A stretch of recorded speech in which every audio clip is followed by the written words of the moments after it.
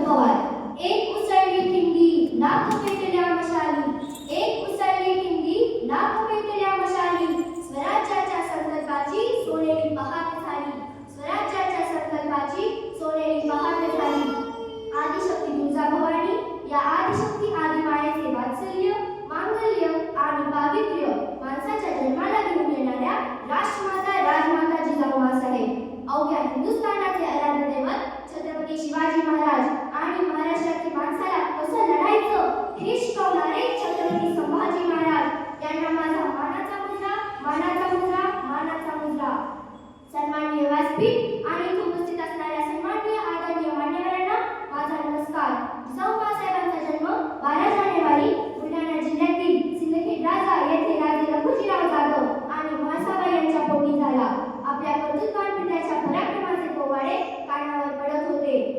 वयासोबतच पारतंत्र्याची आणि लाचारीची जाणीव ही वाढत होती. ज्या वयात अवलांचा खेळ मांडून संसाराची तारीफ करण्यापूर्वी दंग असतात, त्या वयात जिजाऊ माँसाहेब मात्र आपल्या भावांसोबत तलवारीची मूठ पकडण्यात दंग होत्या. समाजाची दयनीय अवस्था जिजाऊंना पाहत नव्हती. त्यांचा विवाह शहाजीराजे भोसले यांच्यासोबत दौलताबाद येथील वेरूळ येथे झाला. राष्ट्रमाता राजमाता जिजाऊ म्हणजे कोण? स्वराज्य संकल्प शहाजीराजे, स्वराज्य संस्थापक शिवाजी महाराज आणि स्वराज्य रक्षक संभाजी महाराज हे स्वराज्याचे 3 कोन जोडणारी समान रेषा म्हणजे जिजाऊ माँसाहेब.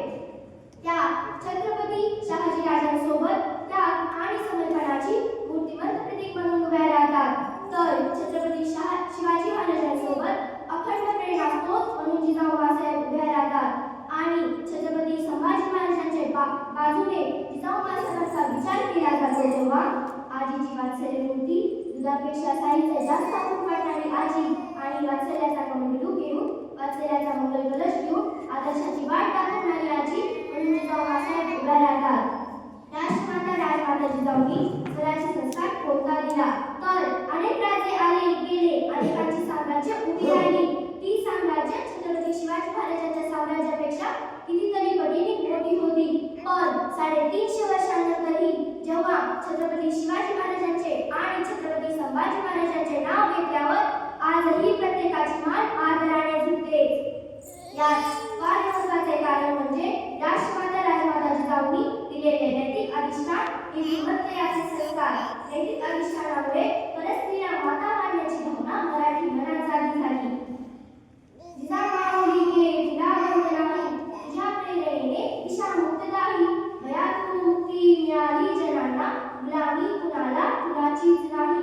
नसे दुःख कोणा, नसे दुःख कोणा, मुलांना मुलांना नसे दैन्य काही. जिजाऊ